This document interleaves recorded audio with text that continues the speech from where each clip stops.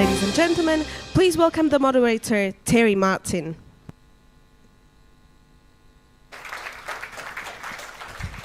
Hello, and welcome to Freedom's Fighters, which is a marvelously provocative title, Freedom's Fighters, and we have a couple of them with us on the stage this afternoon, whom, well, still morning. I've been at this since quite early. It seems like afternoon by now, but it's really a wonderful session. We're looking at the brave men and women around the world who continue to stand up against tyranny under very difficult conditions, as you know. We're also going to be looking at what governments, civil society, and the private sector could do to help these movements, these people who are standing up to tyranny, what they can do to help them deal with their situations and achieve their goals ultimately.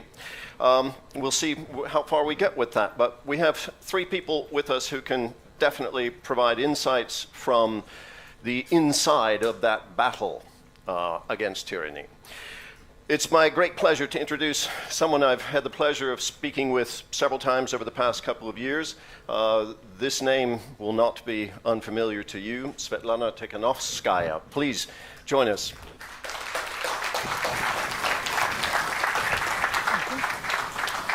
Lobsang sangay.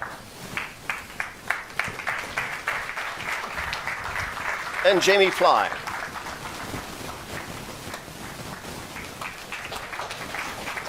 Thank you very much. My apologies to start off that I'm going to have my backs to the people who are sitting behind me. This is one of the disadvantages of sitting in the round, but maybe I can turn around from time to time. Just please accept that I'm aware that you're there and I'm not ignoring you. The way this session is going to unfold, we are going to have a brief discussion here. We're going to have some introductory remarks from each of our panelists.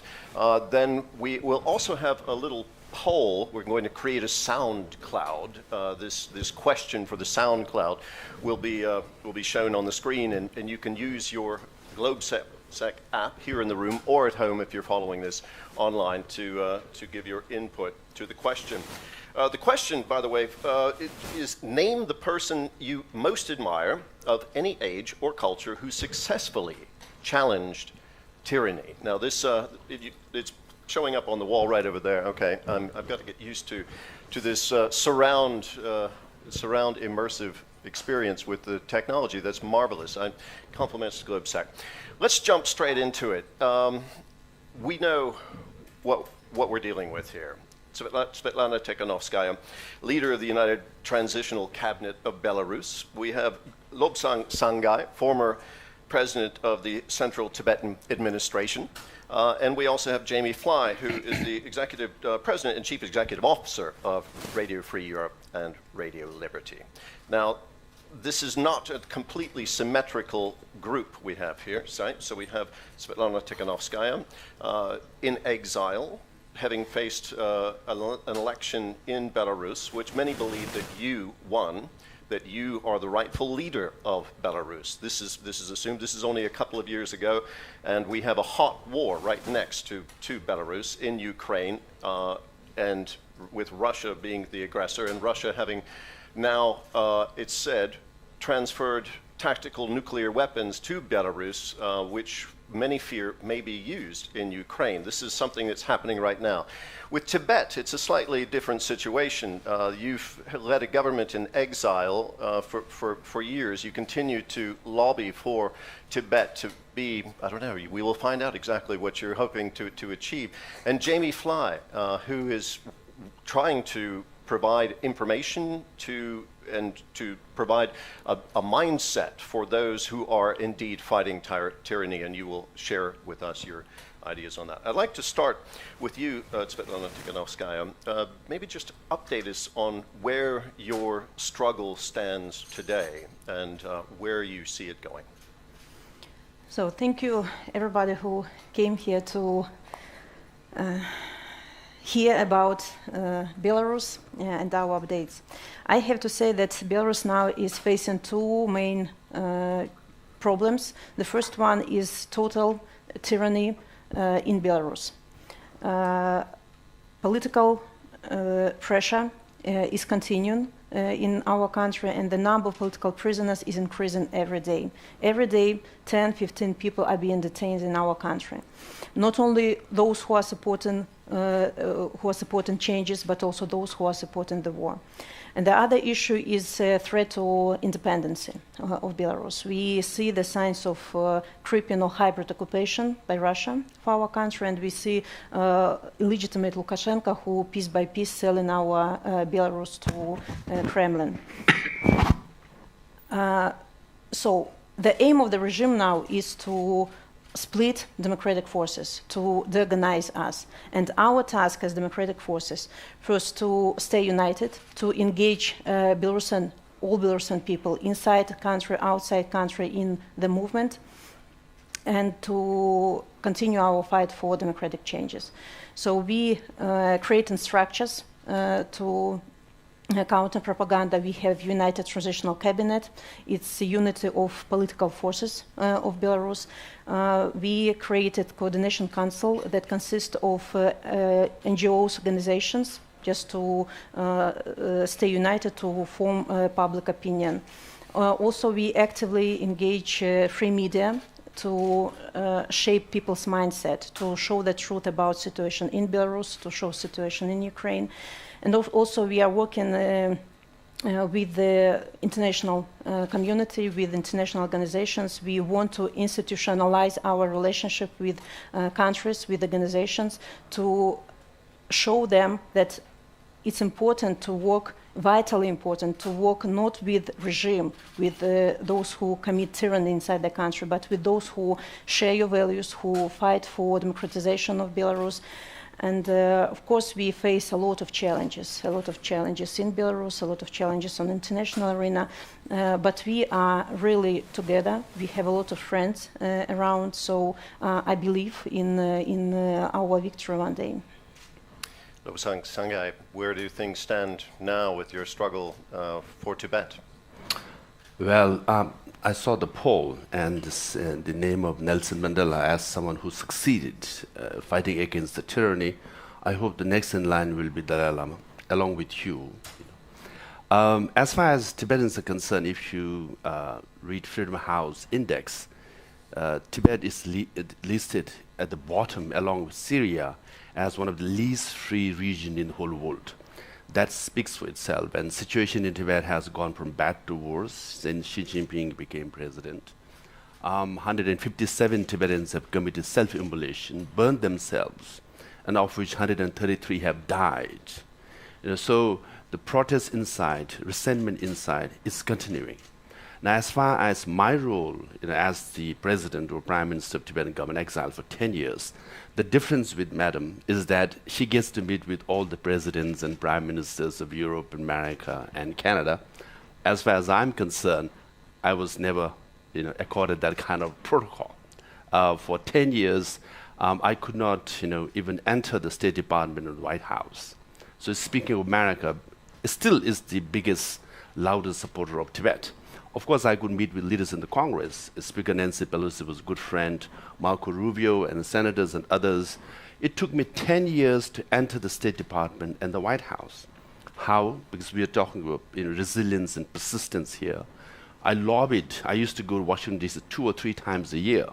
In 10 years, I went there 30, 40 times, didn't get to enter the State Department White House. Finally, we passed a law, Tibetan Policy and Support Act. Now it's a law in America to support Tibet.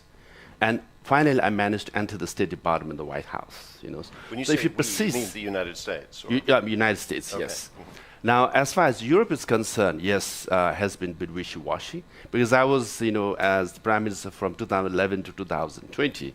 From 2011 to 17, everybody wanted to engage with China, make money with China, do business with China. So Tibet was seen as a nuisance, Now, climate has changed a bit, even in Europe. There's realization that China is a threat as far as freedom, human rights, democracy is concerned. But still there's a divided Europe. I have had some very disappointing experience with few foreign ministers of European countries, very rich. They didn't need Chinese money. Nevertheless, they reduced the protocol, even of visit of Dalai Lama to, let's say, Norway. Later, we found out that he was an advisor to Chinese government's state council in some capacity.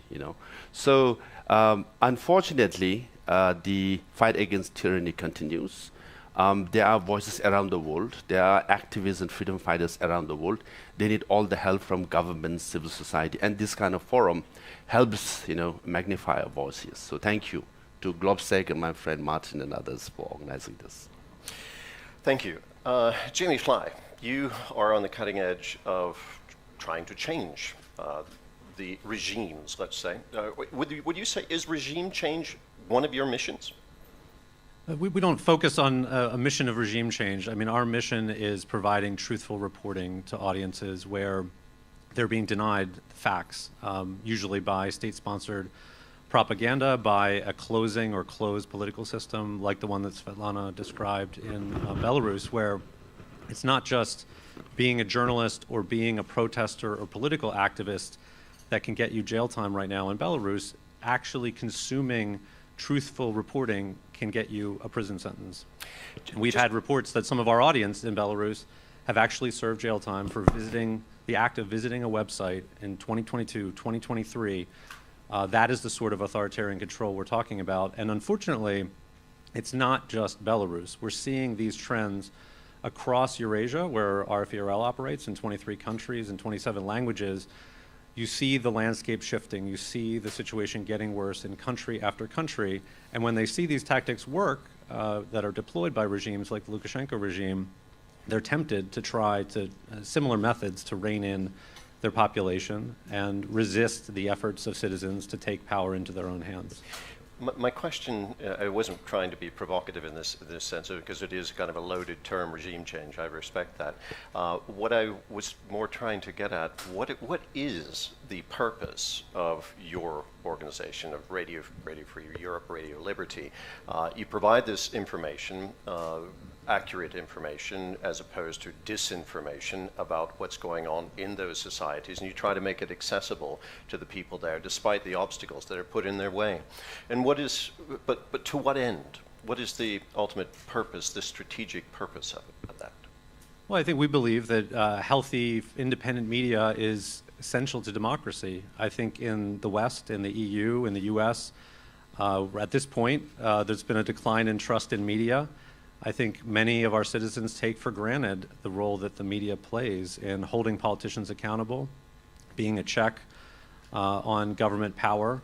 And so, at least in the US, there's a strong view. This is why we've been funded for more than 70 years now and have supported the US Congress across the political spectrum in the US, that our work is vital if we're serious about helping to foster democracy in countries that either don't have it or are struggling democracies that are on that transition path. The sad thing I just note as well about the landscape we're looking at is we as a company have actually returned to 3 EU member states in the last 5 years. So this is, again, not just a situation we're facing in places like Belarus, Russia, or Central Asia. This is a problem that's starting to hit home as well in Western societies, and I think we need to realize that and take steps to reinforce independent media.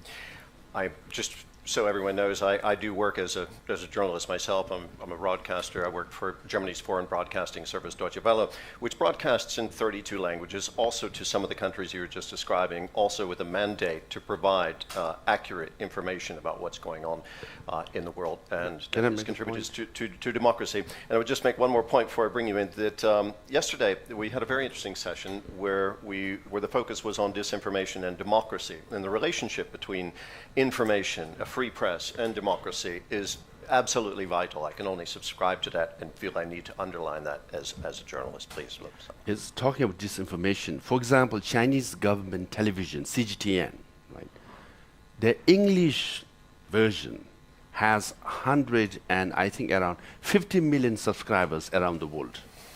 Now, BBC, CNN, and Al Jazeera, English language combined, has less than 100 million. So CGTN Chinese English language, I'm not talking about in Chinese language, okay, there are 1.4 billion people. These are not the people. It's the English-speaking people around the world subscribe to CGTN, around 150 million subscribers. So it's far more than CNN, BBC, and Al Jazeera and other English language, combined. So this is what we are confronting with.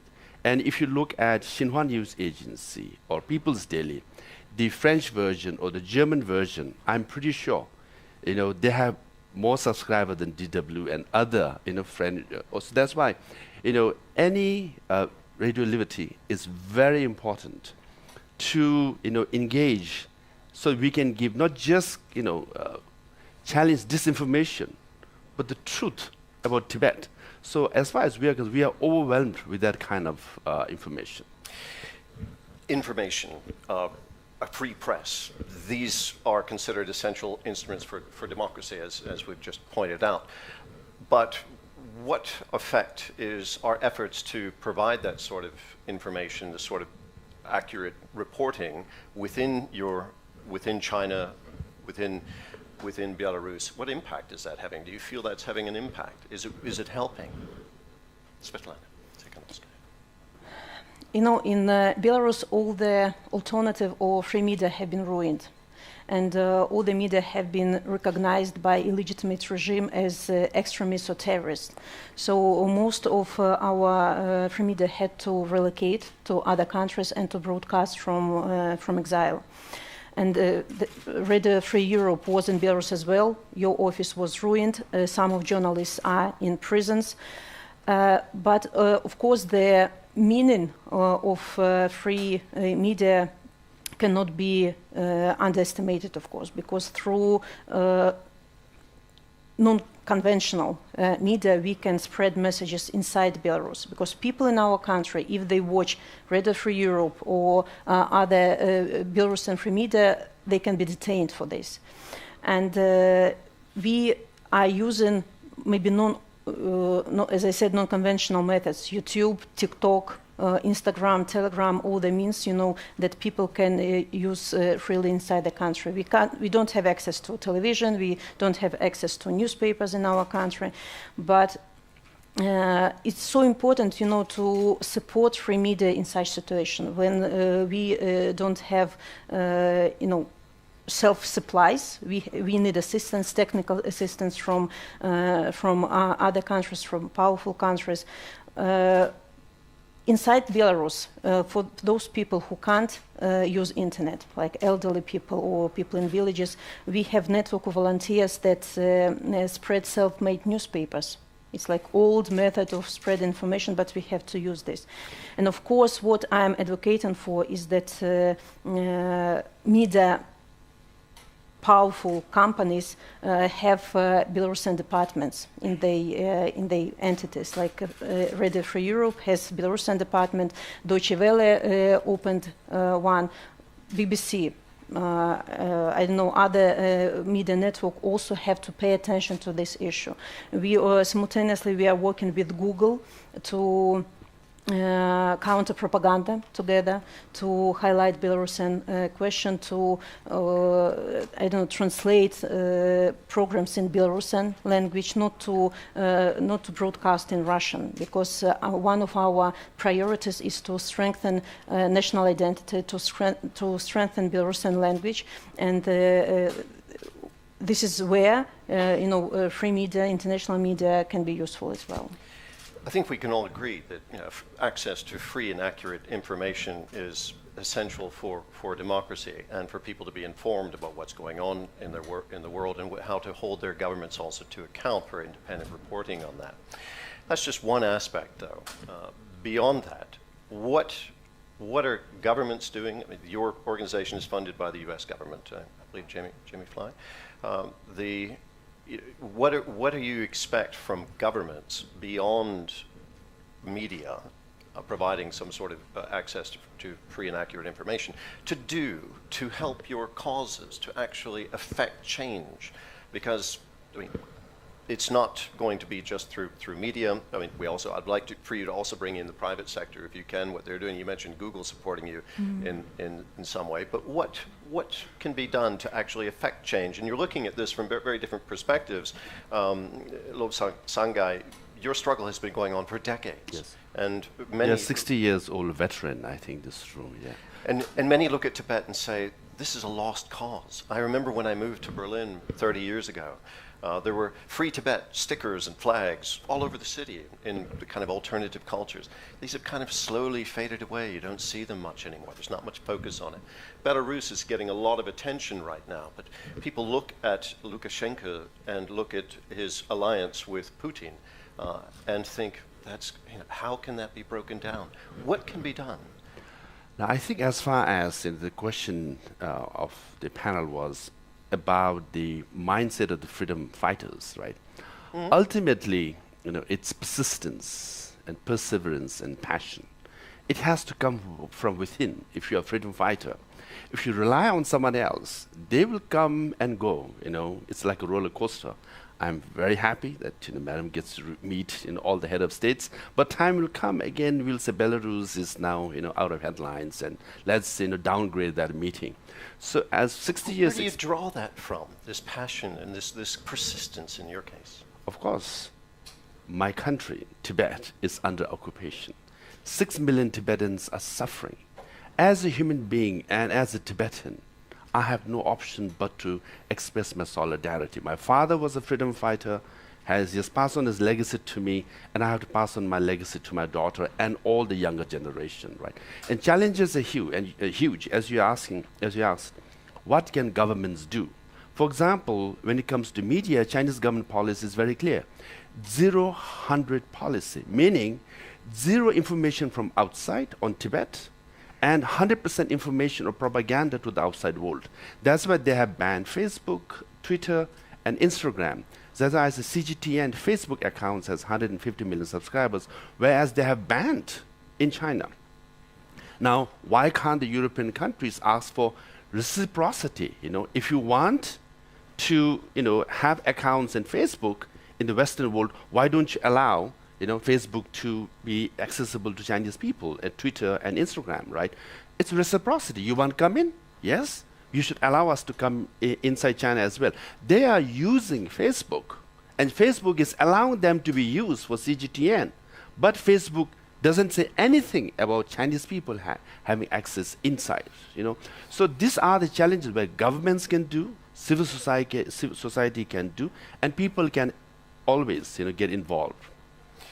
So, Jamie Fly, I want to bring you in because, again, you represent to some degree the United States' efforts to provide free information, access to information outside. So, what is the government of the United States, when it looks at Belarus and it looks at the cause of Tibet, and what is the policy within the State Department, say, with trying to affect change there besides, say, supporting your organization? Is this a lost cause? Is Tibet a lost cause from the U.S. perspective? And what about Belarus? So I'll just be clear that I cannot speak on behalf of the U.S. government because actually I don't work for the U.S. government since we are independent, even though every year the U.S. Congress does fund us. But our editorial independence is enshrined in U.S. law, and that's important, part of the equation too, because U.S. taxpayers, even though they fund us, are funding us because they support the type of work we do, not because they want to direct the type of coverage that we provide. And I think that goes, though, in the U.S. there's an understanding that this is a long-term effort. We have a 70-year history. For a number of the countries that we worked in where we don't work anymore, it was a decades-long struggle to provide news information despite authoritarian attempts to block our signals when we were mostly broadcasting in radio. Now the modern equivalent is blocking internet, censoring what websites you can watch. But throughout those decades, we had a committed audience, including in places like Slovakia, Czech Republic, where we're headquartered now in Prague. It was illegal for us to even operate or send a journalist to Prague 30 or 40 years ago. Now we have 700 staff working there after we were invited by Václav Havel because of his respect for our work. So you see that even after decades, things can change. People during those dark periods are still interested in seeking out the truth. And the stories that Svetlana mentioned of citizens trying to find sources of information, we are seeing those in country after country, including in places like Russia, where 3 years ago you could go to our websites without any problem. Now they're blocked. You have to use a virtual private network. VPN downloads are at record highs in Russia right now. Yeah. People are seeking out alternative means of getting information because they don't trust the propaganda that they're getting from their regime, especially when global events, the full-scale invasion of Ukraine, affect people's lives. They want to know what is actually happening next door. They want to know what is truly going on the front lines. They want to know why their own personal economic situation is affected. And we see again and again, just like the Czechs and Slovaks who had to turn the dial to find the frequency that was not being jammed that particular night, Russians today, Belarusians and others are using tools, using technology to come to us, to come to other independent sources. And right now, I'll just note that our Russian audience online is the highest ever, despite the fact that our websites have been blocked ever since the start of the full-scale invasion. You can see through those actions of the audience that people are interested in this factual reporting, and they're hungry for it. And so I think that gets to your earlier question about impact. We have about only 14 minutes left, I see there on the clock, and I do want to get some questions from the audience while we're here. I failed to mention, by the way, my apologies, that anyone who's following this online can also submit a question, and it will magically appear on this little tablet in front of me. And then when we get towards the end, we'll take a look at the completed Slido word cloud. But maybe we can get that up on the screen right now just to see where our word cloud has come. Can we put that on the screen to see? Terry, can I make one point? Sure. Because you mentioned Tibet as a lost cause twice. Yes. Yeah. I must say, because we are in It's an Central impression Europe. many people have. That's true, yes. You know, I've been to Central Europe, right? Slovakia, and Czech and other countries. In late 1980s, many of the people in Central Europe thought it was a lost cause. Soviet Union was so powerful. The Berlin Wall will never come down. We all mentioned, here Nelson Mandela, Václav Havel, all the names were mentioned. Even Nelson, if you read the, history of Nelson Mandela, he spent 27 years in prison, of which, 18 years in solitary confinement. Even news media, I'm not trying to blame you, but wrote an obituary about Nelson Mandela. He's a lost cause. Václav Havel was a lost cause, right? So it's just a matter of time. And then we are Buddhists. We believe in reincarnation. Even if I die, I come back. You are never a lost cause. And then we believe in karma. Karma kicks in good. I just got a message from hell that Mao Zedong is in hell now. He's not going to be released for 10,000 years, So we believe in reincarnation, karma. So there's never a lost cause. You always have second shot. Thank you very much. It's a very important point indeed. I want to open up the floor to questions. I see a couple of hands already, and I'm going to have to turn around to see the people behind me when there's questions. But I see two hands. I see this one went up very quickly, and then in the front row there. So we'll start with, I believe it's Peter. Peter Wilding. Yeah. Thanks very much. I would like to ask Svetlana a question, if you don't mind, particularly with the news, right or wrong, that Lukashenko is a little bit ill today. Since the revolt in 2020, it is critical to understand, is it not, that if Belarus saw even even half of the revolt that we saw in 2020, that would change the course of the war in Ukraine and in fact change the geopolitics of Central and Eastern Europe. So Belarus is absolutely critical in the fulcrum point of history right now. So my question really is quite simple. Everybody in Belarus must know this. Surely foreign governments are assisting those who are in rebellion against Lukashenko. And I would like to know from the ground floor, and I'm sure everybody else would, why is Belarus still quiescent? Is it tyranny alone, or is it something else? Because if Belarus revolted, then the geopolitics of this continent would change automatically.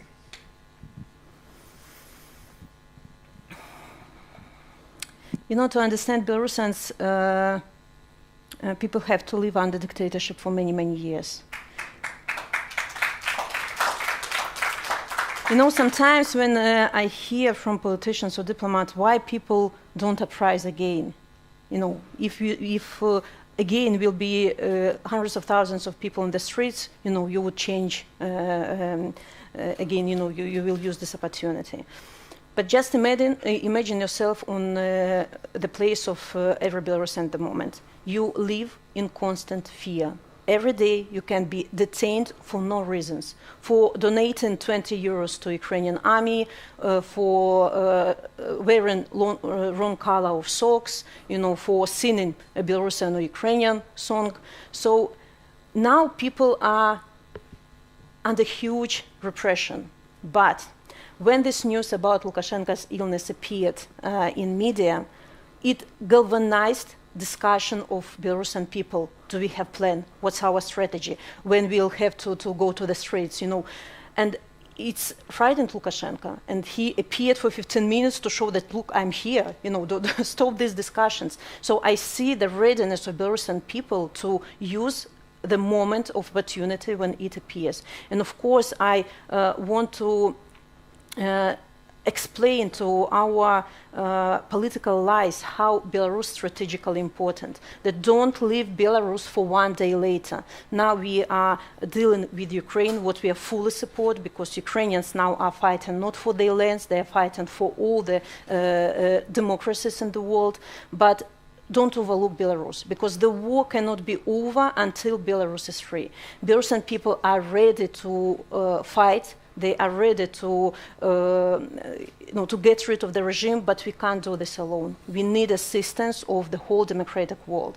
And now, when I return to lost cause, while people in any country who are fighting for democracy believe and fight, no one politician in the democratic world can say it's a lost cause, because for them it's excuse why we are not doing anything, why we stop supporting, why we are stop defeatist. Yeah. Absolutely, and it can take ages, but we don't have to lose hope. I will tell you now a rather personal story.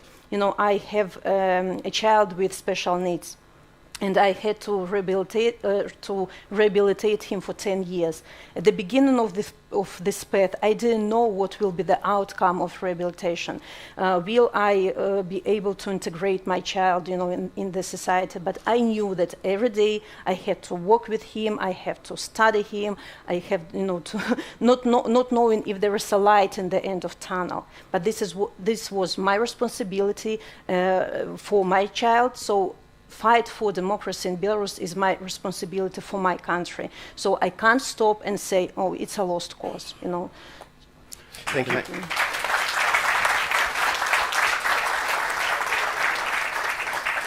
I see both of you sitting side by side. Can I hand the microphone to my neighbour after I've asked a quick question? Okay, yeah. Why don't we bundle those questions then? Is that good? And we'll very good. Thank you very much. Thank you, Terry, for moderating such a great session. It's good to see old friends Jamie, Svetlana, Lobsang. Just so we don't have to wait for our reincarnation, but seriously, the global freedom agenda perhaps needs a big victory, a big push. It is an optimistic scenario out of a terrible situation, but if Russia definitively loses in Ukraine, there is a scenario in which the Putin regime collapses. Now, it may not lead to a better alternative, but there is at least the hope for that. Svetlana, to you, obviously directly affected by what happens in Moscow, and Lobsang, if the regime were to fall in Moscow, do you think that gives you guys hope in Tibet? Because this would have quite significant effect on global autocracy and potentially a knock-on effect in Beijing, which you could potentially benefit from. And Jamie, obviously, providing an overview. If you'd like to comment, please go ahead. Thank you. That's already quite a bit. Maybe we'll take your question right now, too, and just bundle it. Thank you. Salome Samadashvili, Member of Parliament from Georgia. First of all, I want to thank you, Svetlana, for the fight that you are putting up, because as the member of opposition in the country which is increasingly authoritarian, we know what does it mean to fight the regime and how difficult it is. And to be honest, of course, for us in Georgia, it's very important what happens in Belarus, because my country, unfortunately, is, kind of looking more and more like this government is trying to take us closer to Lukashenko model rather than the European model. And I'm sorry that the Prime Minister of Georgia used GLOBSEC forum this morning to announce basically the change of policy and declared that NATO seems to be no longer the choice of his government or joining the NATO. I have a question to you about the Western policies towards Lukashenko, because when I was Georgia's ambassador in Brussels, I remember for a long time there was this discussion that we should try to keep, ties with Lukashenko. If we push him harder, if we introduce sanctions, then he will really turn towards Russia. It's very much the discussion that I hear now about my own government, that, if we push these people harder, maybe they will actually change their foreign policy orientation. Do you think that the Western intervention earlier in terms of putting pressure on Lukashenko could have saved space in Belarus for democratic change? Because, of course, now what's happening is extremely discouraging, because that's how authoritarians work. They just crush protest and think that we all get tired and we just cannot continue and give up. Do you think the West should have acted earlier? Thank you. So we've collected a couple of ideas there. There's the question of what impact Russia losing in Ukraine might have on Belarus and perhaps also China and by extension Tibet. And we have the question of whether pressure earlier on Belarus might have affected change. Look, I'm absolutely sure that Ukrainians, with the assistance of democratic world, will win this war. And of course, at this moment, Kremlin will be weakened, and hence Lukashenko will be weakened as well, and dictators hopefully in other countries. And our task is to be ready for that moment. That's why we are building structures, we are institutionalizing our relationship with the organizations, with governments, to have this period of transition smooth and fast.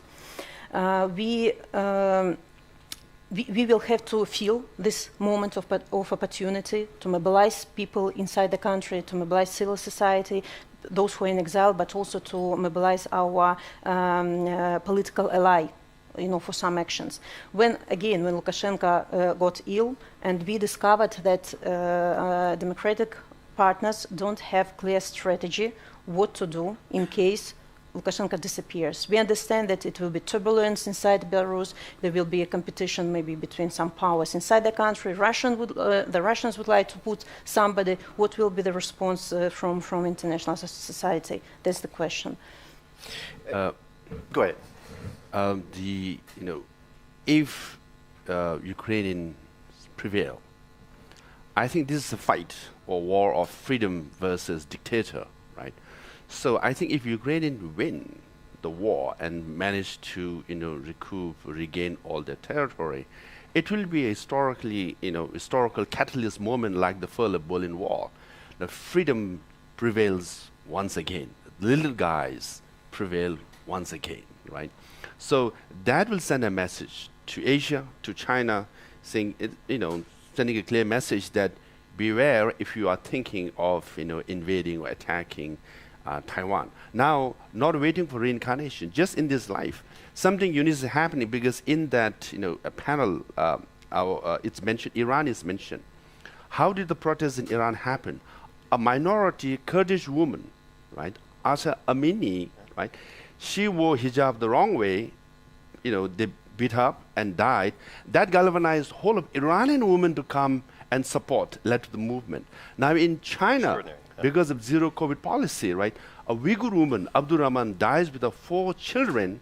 That galvanized Han Chinese all over China to come and protest against COVID policy, zero COVID policy of the Chinese government. So, a minority sparking a nationwide protest in China and in Iran speaks for itself that not just reincarnation, in this life itself, things are happening.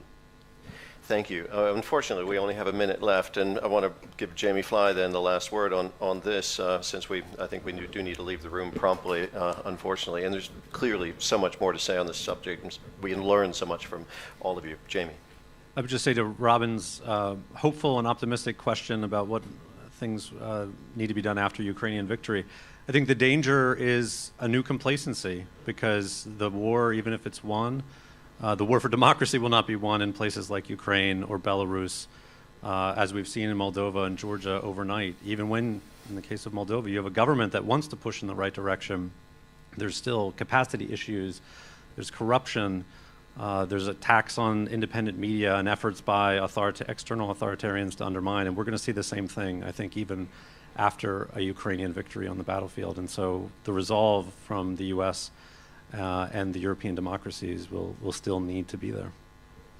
I'm told we can take an extra 2 or 3 minutes. So I want to get the word cloud up on the screen for just a second to take a look at it before we close. There we see Nelson Mandela making a comeback. Yasser Arafat was the most dominant name there for a while, and it still is at this point. But we see, Volodymyr Zelensky there, Winston Churchill, Václav Havel, but Nelson Mandela, Yasser Arafat, and many others standing up, of course, and some of you as well, both of you mentioned there, of course, Lobsang sangay and Svetlana Tikhanovskaya. A final word from the two of you regarding what your message of inspiration would be to other freedom fighters around the world. Freedom's Fighters, as the title of this session is called. What your message would be to inspire them to continue over the long haul to achieve what we all agree could be very, very difficult. I think Chinese leader Mao Zedong said, wherever there is repression, there will be resentment and there will be revolt, right? So we are human beings, social beings. We all are born free, and we would like to die as a free person. So the freedom struggle, freedom movement, and freedom fighters will dominate the world till the end of tyranny and dictators. That's the way it is. That's what karma is all about.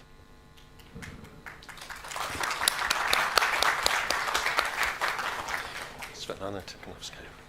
No, my message will be rather simple. Don't lose hope, and believe that your fight for liberty, for freedom, for democracy will prevail. We have to share our experience. We have to share tools and instruments how to fight with dictators. But again, fight for democracy is not a local one. We, Tibet and Belarusians, are fighting for global values, for values that we are all sharing. And it's a moral obligation of every powerful, small, big country, to support those who are still overcoming the challenges, who are still on this path. We can't do it alone. This fight is a global one.